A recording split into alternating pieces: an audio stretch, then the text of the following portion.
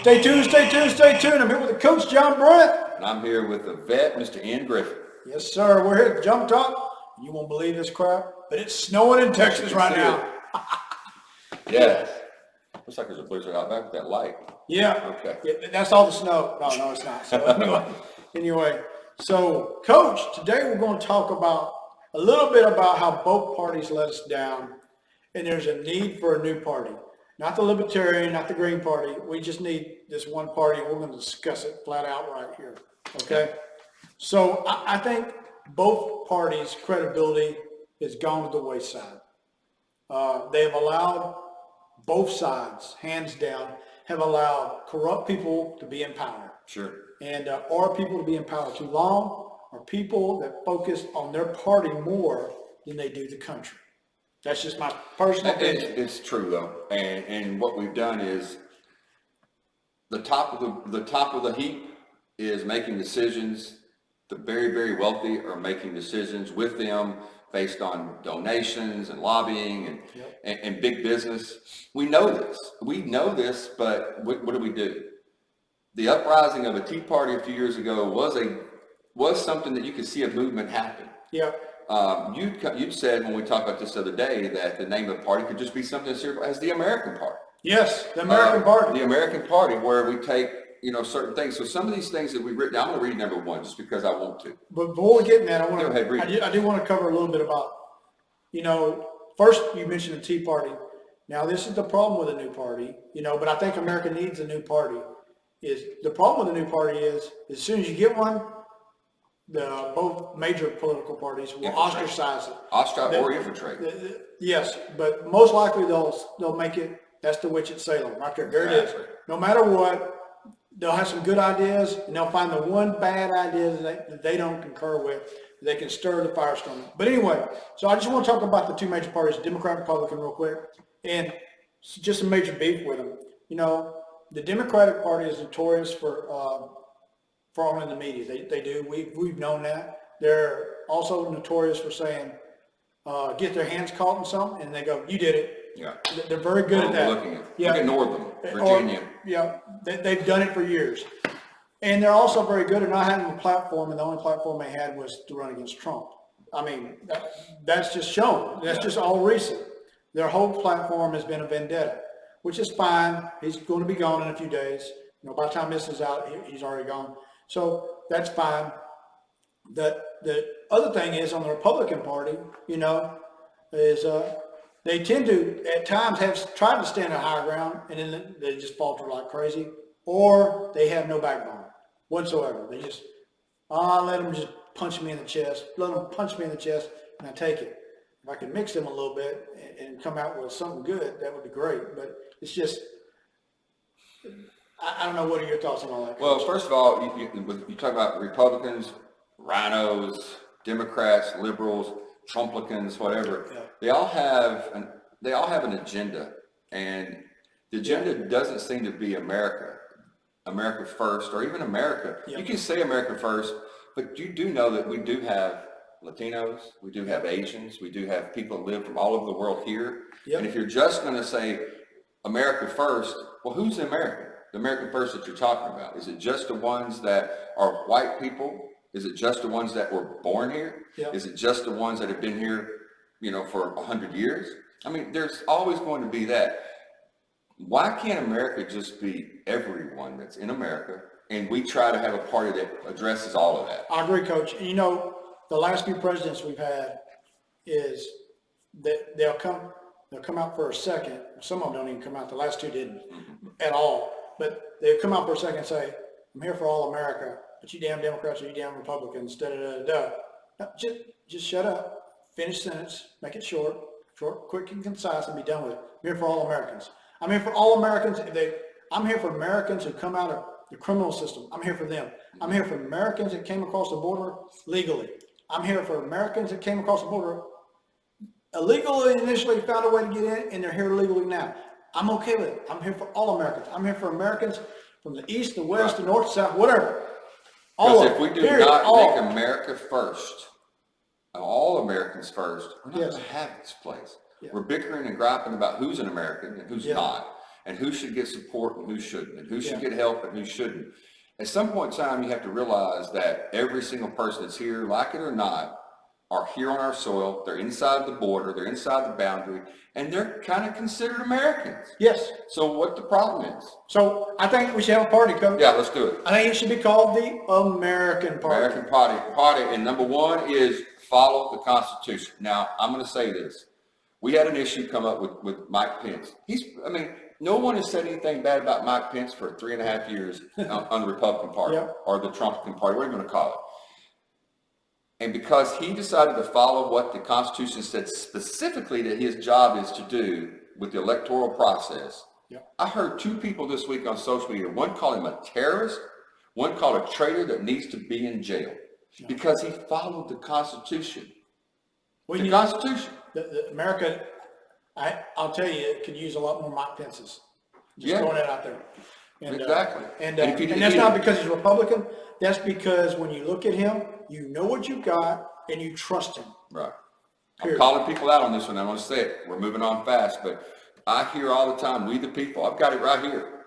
We the people, the Constitution. And then immediately you want people in the last 2 months to break the Constitution Yeah. so your president becomes No, a it's second horseshit. term. That's horseshit. exactly what they wanted. That's horseshit. Yeah. So number 2, Coach, is at all costs treats everyone always with dignity and respect. Even Golden if you rule, baby. disagree with them. Never ostracizing anyone, because even if you do not like them, they're all Americans. No matter who they are, they're all Americans. If every single one of us take religion out of it, would just follow the golden rule in America, we'd be fine. Yes. Anyway, number 3, enable policies that allow our country and its businesses to thrive. Because when we both thrive, we do great things. One of the bad things about the pandemic, of course, this is the first time in the 21st century, or even late 20th century, we really had a pandemic. The only one we can even compare it to is early 20th century. Yep. We didn't know what to do. But one of the things that we failed on is allowing small businesses to crumble even further. Yes. But if you allow those small businesses to thrive and be behind them, government behind them, the community behind them, it's not only great for the country, but it's great for that little place you live at. We went to Fredericksburg. I told my wife, I said, man, when we retire, I would love to have a place there, maybe go there, because remember that place that had all these little small businesses downtown? Yeah. People, there's blacks, there's whites, there's Hispanics walking the streets, holding doors for each other, happy. There's no dissension down there. Yep. Because it's all of us. I mean, we need that. And I want to caveat on it. That means not passing frivolous, feel-good legislation because you're in office now. I got to pass legislation to make my constituents happy, or just for the sake of doing it. Get all that BS crap out of there. Yeah. You know, you go down. Throwing something in. Yeah. If you go down to a main street of any town, and you know you got the Main Street Committee that helps pass the local ordinances, all businesses have to have a 12x8 sign and cannot have it this way.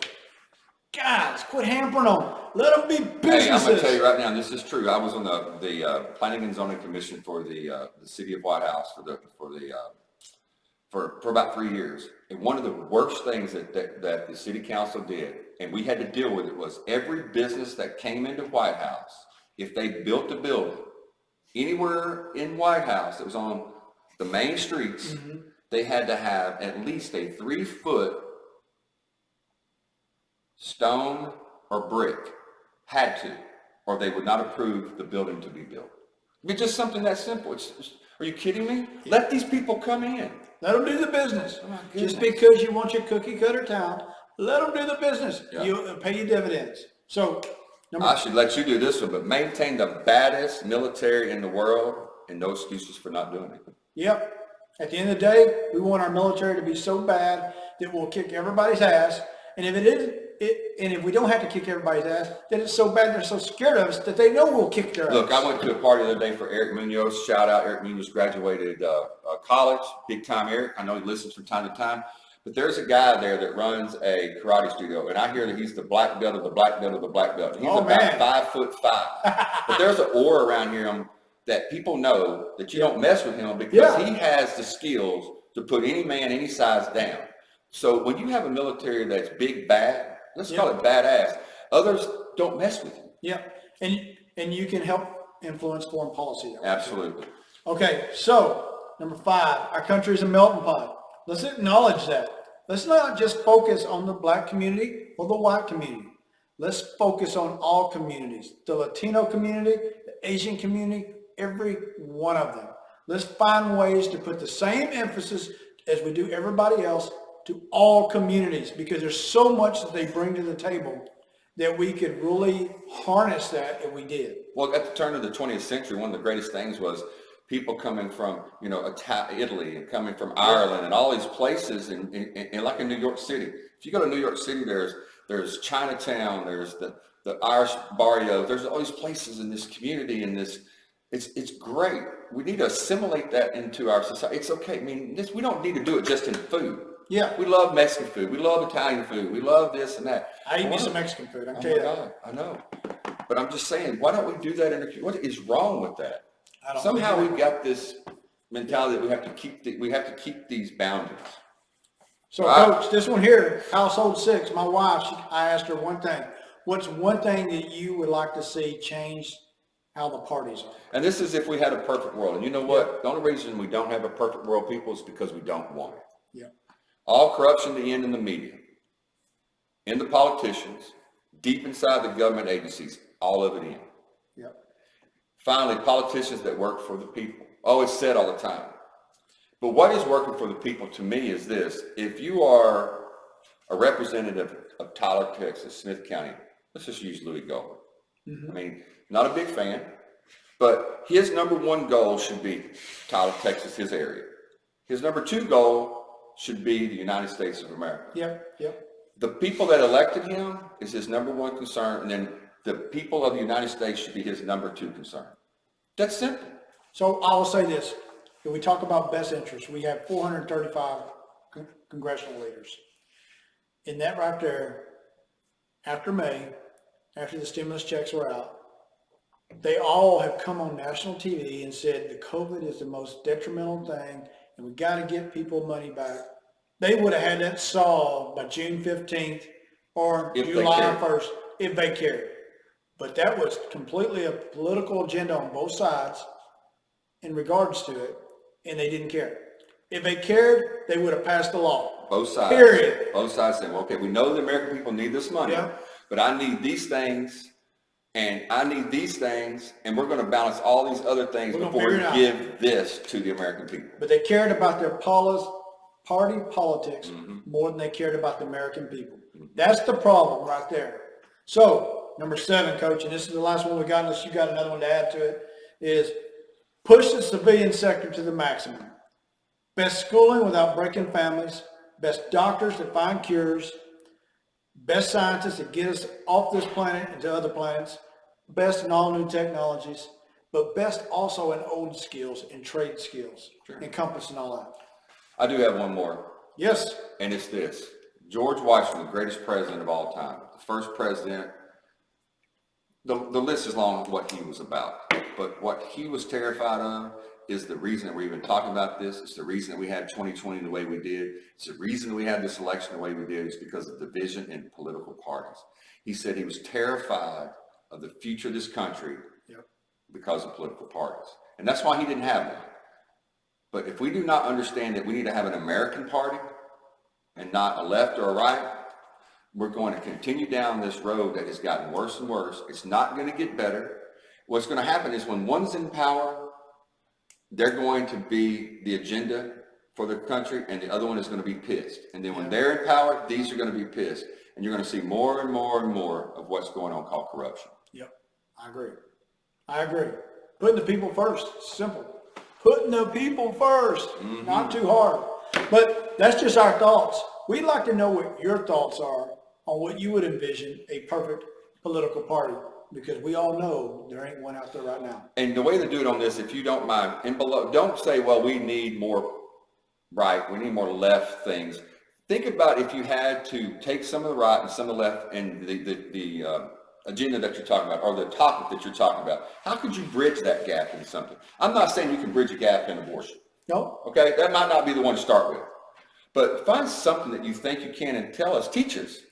And I guarantee you other people that read it will go, I never thought about it that way. But the way this party, if we had a party like this, the American Party first, I could be sitting right here being for abortion and you could be against it, and we'd both be okay, because that's really not what we're about. What we're about is the country first. You know, my dad said something one time. He said, you know what? Sometimes you just got to say, the hell with it. Shoot and let God figure it out. Just shoot them all. I'm not saying shoot anybody, but sometimes just be yourself. Love each other. Anti-abortion, abortion, whatever, and let God figure it out. Yeah. Why you got to judge them? Yeah. Let's go. All right. Well, Coach, I think this is good, and we'd like to hear what y'all got to say for sure. So what do you think? We good? We're good. From the Perfect. Coach, To the vet. stay tuned, stay tuned, stay tuned. American Party.